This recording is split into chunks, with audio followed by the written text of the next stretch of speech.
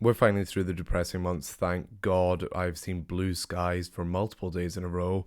It has felt so good. And I've watched a lot of movies in the last month, which is always a plus. Also, I have no idea how this video is going to turn out. I have a sore throat if you can't hear, so my voice is so deep, but we are just rolling with it. Okay, so kicking off the month, I watched The Muppets Show, which I guess is counting as a movie. It's on Letterboxd, I'm counting it anyway. I'm quite a big fan of The Muppets. I grew up on the 2010s movies. I really like those movies. One with Jason Segel and Amy Adams is great. I rewatched it recently. A lot of fun. And we always seem to have old DVDs of old Muppets movies around the house. I've seen Muppets Take Manhattan, Muppets Go to Space, a few other Muppets movies. They were a big staple in our house, weirdly. So I was really looking forward to this, and it was fine. It feels very much in line with the other fodder that's put on Disney Plus to increase subscribers because there's some sort of nostalgia bait there. It's happening again, I think this month or next, with a Hannah Montana special. I feel like that's what's happening here. I know a lot of people said it was a backdoor pilot for a show. I'm not entirely sure what the validity of that is. I know Seth Rogen wants to work on the Muppet Show a little bit more, but I don't know. I don't know if the Muppet Show format works right now in our current TV climate. It's charming enough. It's got little bits that I found really endearing. I think the bits with Sabrina Carpenter were really funny. I don't know, the variety show kind of format, it just didn't really work for me. I will say they did try to revive the Muppets in the 2010s with the Muppets. There was an ABC, I think, in the UK it was Sky, where it was The Office but the Muppets, and I thought that was great. And with the news that Cola Scola is writing a Miss Piggy movie, which is being produced by Jennifer Lawrence and Emma Stone, I think that's the direction that the Muppets should go in, is trying to do something new with them instead of rehashing something that perhaps doesn't necessarily work. Although this worked for a lot of people, so I am in the minority, but I didn't love this. I kicked off my theatrical movie watching last month with Send Help, Sam Raimi's new movie, which I thought also was fine, completely okay. I'm not the biggest Sam Raimi person. I don't particularly love his Spider-Man movies, which I feel like is a really hot take. I should actually roll that back a little. I do enjoy them, just not as much as some people do. Some people call them masterpieces. This feels very much in line with his other work that I've seen. It's campy horror. It works for some people. I just thought this was a little long in the tooth. And also the narrative themes that it was exploring, I think have just been done a lot better, and quite recently as well. It reminded me a lot of the movie Triangle of Sadness in its commentary about oppression in the workplace and kind of class divides and stuff. I don't know, I did also enjoy this. Rachel McAdams and Dylan O'Brien are the reason to see this movie. They're fantastic together. And I think that's the selling point of the movie. It just felt like it dragged its feet a bit. I think there was a whole kind of middle section that felt a little meandering. And I didn't particularly love the portrayal of Rachel McAdams' character. I actually thought it was a little simplistic in its take on her. I would have loved a more slow burn descend into where she ends up, but we didn't get that. I then watched Ocean's 11. This is my first time watching Ocean's 11. I have seen an Ocean's movie before, and that was Ocean's 8. So this is my first of the originals. I like this movie. I didn't like it as much as I was expecting to. I'm a big heist movie person, and the cast in this is absolutely astounding. I enjoyed the heist aspects of it, but something that I love about other heist movies is that it really gets you involved in the characters, in their storylines, in their backstories, into why they are doing the heist. And I don't think this film achieved that as well as other movies have done. I wasn't particularly interested in why any of them were doing the heist. They all kind of felt a bit caricature-y and didn't feel like real fleshed out people. I did enjoy the movie though. I'm sounding so negative on so many of these. So far, I've enjoyed all of these. They just haven't been, I guess, as good as I was expecting. I then watched How to Lose a Guy in 10 Days. And funnily enough, it has a similar score, rating-wise, to everything else that I've watched. But I'm going to be more positive this because I didn't expect to like this, and I really liked it. It suffers from a problem of being too long. It's so long in the tooth. There's a kind of middle section that I think it kind of treads water and doesn't really propel the plot further. But the opening is fantastic, and I like where this ends up. I like that it, despite being an older movie and playing into cliches, use those cliches to its like fullest extent. You see in so many rom-coms the idea of a bet, and it's always one way, and I don't know, it plays into gender stereotypes a lot.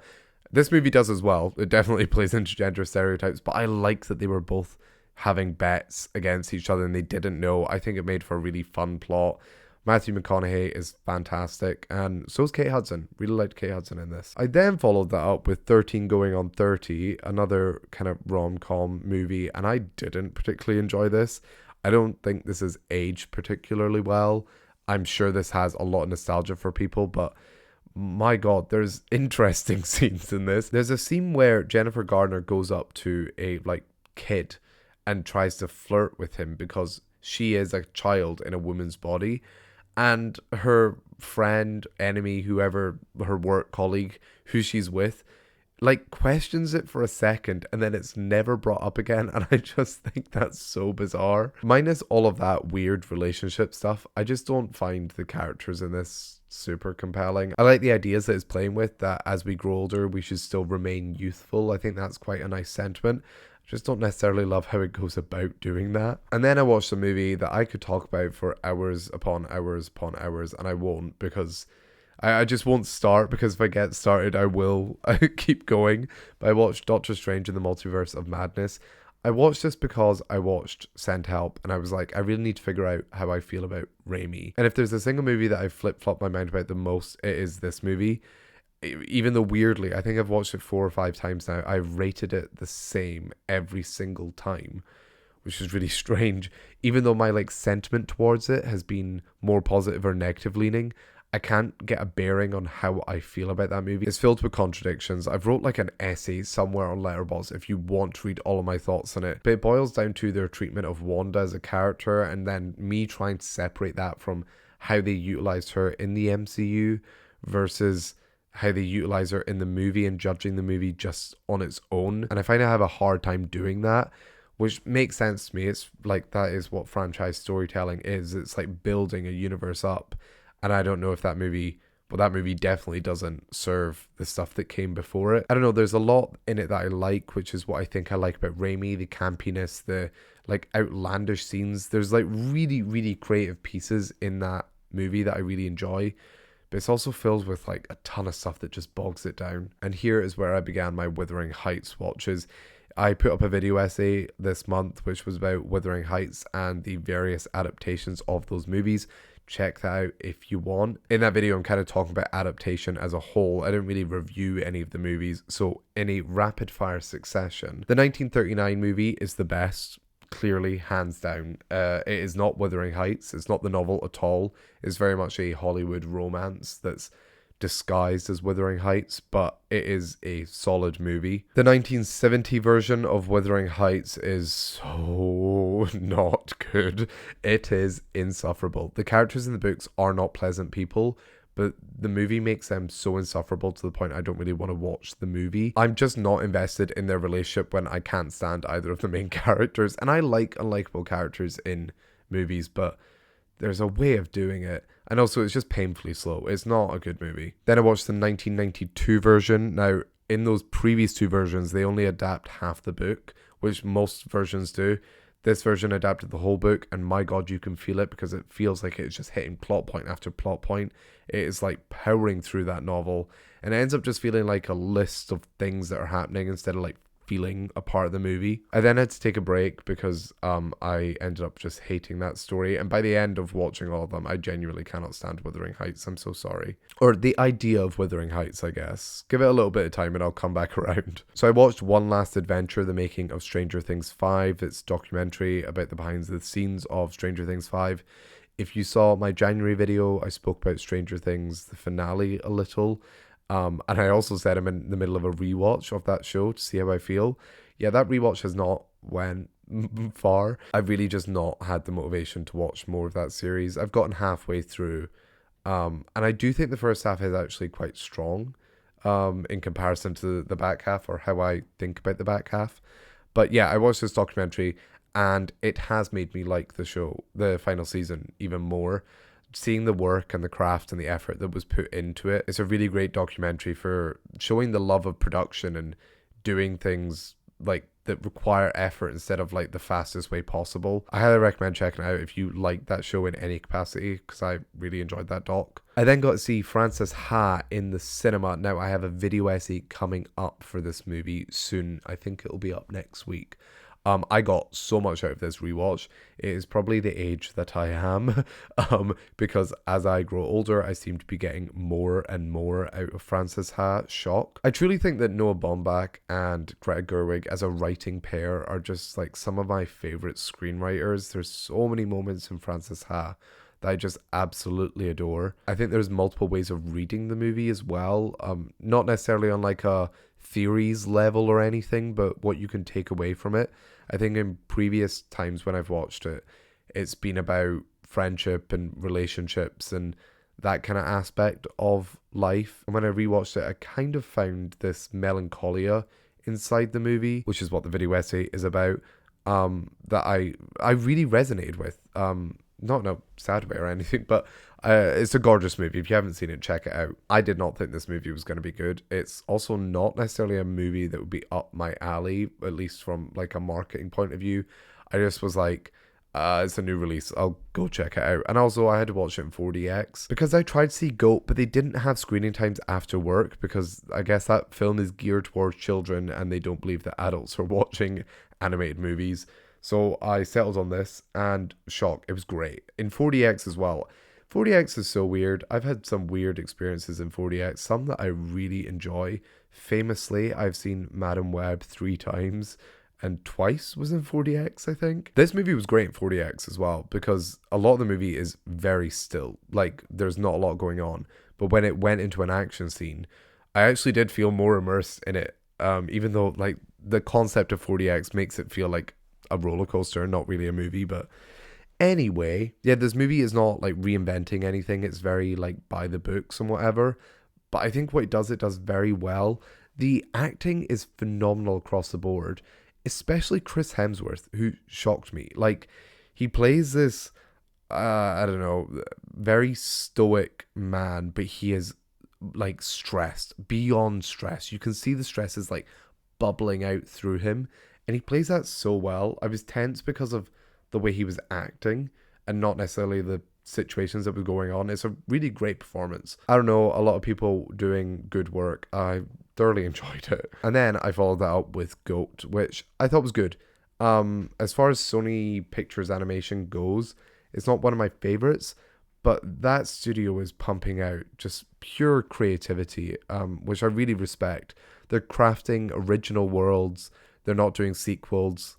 And original worlds, when I say that, like, all of their movies feel really lived in. I mean, this movie feels like a whole world alongside all of their other movies. They feel like they've actually been realized. It's a very by the book story. I don't know. I think a lot of kids would get a lot out of it.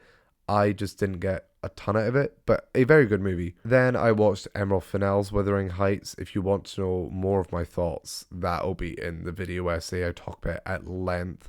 But I liked this. In my opinion, adaptations should be able to do what they want with the original text. They don't need to stay faithful. I think that makes for boring projects, honestly. And I like that Emerald Fennell decided to do something different. My main critique of that movie is that it doesn't go far enough. It isn't as sexy or salacious or scandalous as it like sets out to be.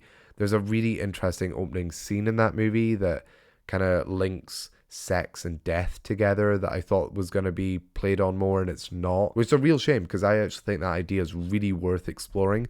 I wish she really just went full on Emerald Fennell's Wuthering Heights instead of, I don't know, falling back to the novel a little. I like this movie though for its crafts. Its crafts are absolutely out of this world. She is a fantastic director when it comes to that. I honestly really, I like her as a director. I just wish she really leaned in with this movie like she did in previous movies. I'm a Saltburn defender. So yeah, I was a little let down by that. I then watched the 2009 Wuthering Heights, which was an ITV 2-part miniseries. It does the whole novel. I don't think it does it particularly well. I don't know. None of the adaptations that try to adapt the whole novel, I think, are able to do it in a succinct way without it feeling like it's just hitting plot points. This has that same issue. Tom Hardy is not great in this. I also watched the 2011 Wuthering Heights, which is the Andrea Arnold version. Half of that movie I think is actually incredible. It's like raw and intimate and right in your face. It uses quite like in your face filmmaking and it works. It's very much a story of Heathcliff. It's one of the only adaptations where Heathcliff is a person of colour, which actually does influence the story. However, the second half is just boring. It doesn't work. They don't build up the relationship enough for you to actually get invested in it in that back half. It very much feels like a character study of Heathcliff, which I like, but then the second half doesn't continue that, and it tries to be more about the relationship, and it doesn't really work. I also watched Portrait of a Lady on Fire in the cinema. This honestly was such a special movie to see. It, in my brain, is one of the movies that marks when I started to get really into film. I took myself to see this right before COVID happened. It was this and Parasite, and I distinctly remember just being kind of in awe of it. What's really strange though is I can track how I feel about film using that film. When I first saw it, I thought it was a little bit slow, and this time watching it, I was like, how could I have ever have thought that? There's so much going on. There's an intimacy between these two characters that's just delightful. So much is said in the acting. My God, I did Wuthering Heights, the new version, and then this back to back. And the intimacy in Wuthering Heights versus this, where Wuthering Heights is like playing on sex and all these like little bits and bobs. And Portrait of a Lady on Fire, for most of the movie, is just like looks at each other. The intimacy that's achieved between those two is unreal. Yeah, it was a very special movie to see in the cinema. And then I saw Breathless in the cinema. I saw Nouvelle Vague a little bit back at London Film Festival, and I didn't have context for it because I hadn't seen Breathless. This was great. It was added context for that movie. This movie is certainly French and certainly from that time period. I'm a fan of that kind of style of filmmaking. From then, there's a central sequence that just takes place in a bedroom, and they're like talking, the two main characters are talking, that I thought was absolutely delightful. Just one of those like lovely hangout movies. I feel like, I don't know, I should probably look this up, but the work of Jean-Luc Godard probably influenced like Richard Linklater. It feels like there's a through line there. So yeah, enjoyed it a lot. Then I watched Mulholland Drive in the cinema. Now, I am still continuing my work on a David Lynch video that will be up at some point, so I'm not going to talk about this too much. But my God, the way to experience this movie is in a cinema. Because to leave a cinema with, it was packed, by the way, it was a packed cinema of people who I don't think had seen the movie before. Because we were leaving and people were just like, what happened? I don't understand this. I'm going to have to look up Mulholland Drive explained videos, which I just thought was funny. I weirdly haven't felt the need to look up like what the movie was about or anything. I think very much the sentiment of David Lynch was to just watch something and see how it makes you feel. And I do have a read on the movie, which I quite like, of it being kind of alternate dimensions and achieving what you want, but is that actually what you want in the end? And the idea of Hollywood and how it corrupts people and stuff. I don't know. Got a lot out of this movie. It's gorgeous. It's weird. And the performances are fantastic. And then we watched One Battle After Another again in 70mm. I've seen it now in VistaVision, IMAX, and 70mm. And I honestly think my favorite way of watching it was 70mm. That is maybe because the first two times I saw it, somebody was on their phone the first time, which was crazy. We'd paid like £30 for VistaVision tickets. And the second time I watched it, people were narrating the movie behind my head. And I mean narrating, like every single thing that happened, they would talk. So to see this in a cinema where it was clearly film fans who liked this movie, it was just a treat. It looks gorgeous on 70mm. The movie's fantastic. It is cementing, like really cementing it in my head as the best movie of last year. The way that it just flies by, the pacing, the performances, I don't think I give certain performances enough credit for what they're doing. Like, Leo is so good in this, so is Chase Infinity. Tiana Taylor, she's in it not for so little, but you feel the absence of her as soon as she's gone. Sean Penn is absolutely fantastic. Literally everybody in that movie, like every extra, every little person, Alana Haim and her stupid Bob, everything adds to make that movie as spectacular as it is. I then caught Apocalypse Now in the cinema. My first time watching it. The whole time as well, I was convinced that this was directed by Stanley Kubrick. So when the directed by like credits came up at the end and it said directed by Francis Ford Coppola, I genuinely had like a jump scare. I was like, what? What? Makes a lot of sense though, because there was moments in it where I was like, this feels like The Godfather. This movie genuinely might be like some of the most beautiful images I've ever seen. I don't understand how this movie exists. It feels to me like a definitive war movie. Honestly, it feels strange that other movies have like attempted to do war movies after this movie because it feels so groundbreaking. I had a lot of fun with this. Oh, and also it was the final cut, which I was like, I don't really know what the difference is. And as I was leaving the cinema, I learned like the clips that were included, and I actually think they are probably the clips that brought down my viewing experience. Weirdly, I don't know. I'll need to compare it with the original, but if you've seen both, I'd love to know which cut is your favorite. I then watched Charlie XCX's The Moment. I have a whole video essay up for that. It moved me quite a bit on the idea of like art and capitalism. I don't know, thinking a lot lately about the way that we are all interacting with art and engagement and social media and all of that stuff. So yeah, if you're interested in that, check it out. But this movie was great. I really enjoyed the directorial style. Aidan Zmiri did a great job. I loved how biting it was as a satire. It isn't really funny. It's funny in areas, and if you have that sort of sense of humor, I think it'll work. But I just enjoyed how serious it was, to be honest. And then I finished the month off with Good Luck, Have Fun, Don't Die, which was fine. I didn't particularly enjoy it. I don't like Black Mirror, and that felt like multiple Black Mirror episodes shoved together. I think the writing is so in your face and not subtle at all. I don't think it's particularly saying anything all that meaningful as well. I think it's a very simplistic message. There's some fun performances, and I really love how like insane it is at moments, but as a movie I didn't particularly enjoy it. My throat is aching. I don't know if you can hear it. I really hope that this sounds okay. If you like this video, please give it a like and subscribe. I've got so much coming up in March. It's Oscar month.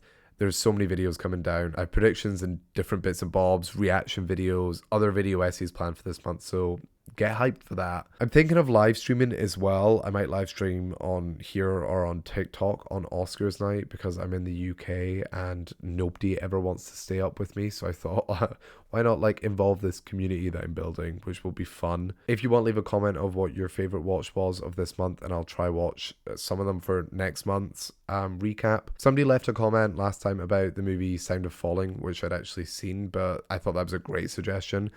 And I'll see you in the next video. Bye.